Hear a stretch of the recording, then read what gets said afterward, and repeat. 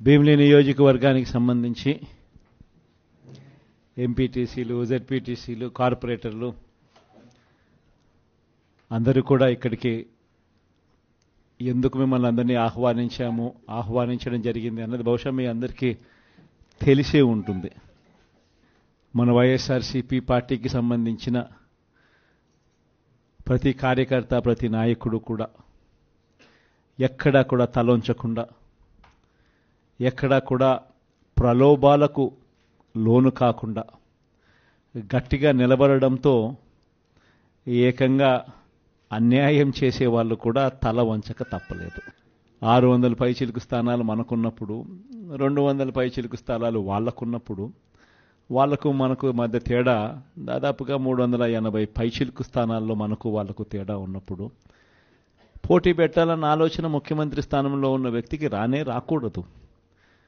ఎందుకనంటే పార్టీ జెండా మీద జరిగిన ఎన్నికలు, పార్టీ సింబల్ మీద జరిగిన ఎన్నికలు. అటువంటి చోట నీకు మెజారిటీ లేనప్పుడు నువ్వు పోటీ పెట్టాలి అని ఆలోచన చేస్తున్నావు అంటే దాని అర్థం ఏమిటి? ప్రలోభాలు పెట్టాలని, నీకున్న అధికారాన్ని దుర్వినియోగం చేయాలని, పోలీసులను వాడుకోవాలని, ఇటువంటి కార్యక్రమాలు ఏకంగా ముఖ్యమంత్రి స్థానంలో ఉన్న వ్యక్తి ప్రోత్సహించడం అన్నది అత్యంత దుర్మార్గమైన పని. కానీ చంద్రబాబు నైజం ఏమిటో మీ అందరికీ కూడా తెలిసిందా?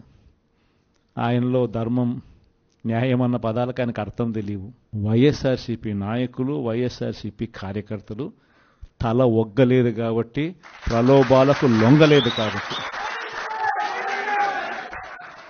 ఇలా మనం తల ఒగ్గలేదు కాబట్టి, ప్రలోభాలకు మనం లొంగలేదు కాబట్టి చంద్రబాబు నాయుడు గారే తల ఒగ్గాల్సి వచ్చింది. న్యాయంకు, ధర్మానికి తన మెడలు వంచి ఈరోజు న్యాయం, ధర్మం నిలబడింది అని కూడా చెప్పగలుగుతాం.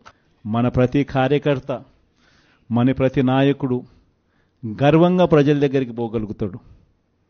ఎక్కడ అబద్ధాలు చెప్పలేదు, ఎక్కడ మోసం చేయలేదు, మా 5 ఏళ్లలో ఏదైతే చెప్పామో అది చేసి చూపించాము అనే గొప్ప గొప్ప మార్పులు చేసి ఏదైతే మనం చేశామో, చూపించామో వాటి గురించి చెప్పుకుంటూ ప్రతి ఇంటికి మనం పోగలుగుతాం.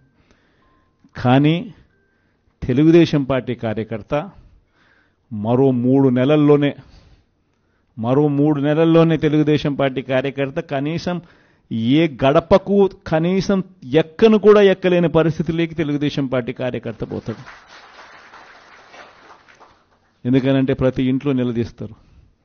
నువ్వు చెప్పింది ఏందయ్యా, ఇన్ని నెలలు అయిపోయింది, నువ్వు చేసింది ఏందయ్యా అని చెప్పి ప్రతి ఇంట్లో కూడా నిలదీసే కార్యక్రమం జరుగుతుంది. అది మనకు వాళ్ళకు ఉన్న తేడా.